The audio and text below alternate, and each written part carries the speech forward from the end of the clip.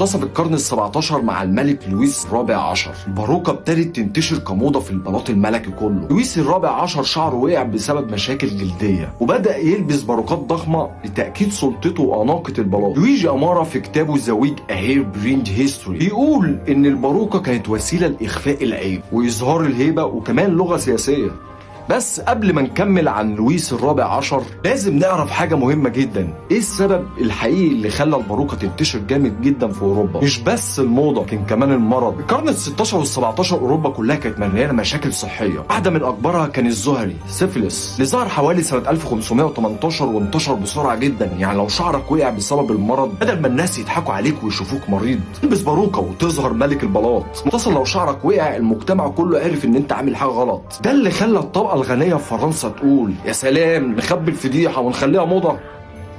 نيجي لانتشار الباروكة في انجلترا. الملك تشارلز الثاني رجع انجلترا سنة 1660. باروكة بقت موضة رسمية للنبلاء. جنتلمان خد لك باروكة. باحثة إيما ماركوفيتش في أطروحتها قالت A hair wigs and wig wearing 18th century England تقول إن الباروكات كان مصدر سلعة وغالبا كان من شعر بشري. القرن ال18 الباروكات اصبحت رمز الطبقه الاستقراطيه، عقده جدا غالبا بيضه او بودره بيضه بتغطي الشعر الطبيعي والاوساخ، واللي ألسن لوري بتشرح طريقه تصميمها والعنايه بيها. بس لما الباروكات كبرت وبقت ضخمه ظهر مشكله جديده. عارف هي ايه؟ الامل.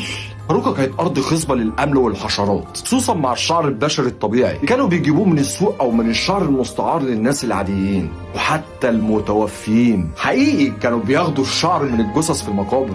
يعني أي حد كان لابس باروكة كبيرة كان بالمعنى الحرفي مأمل بالكامل.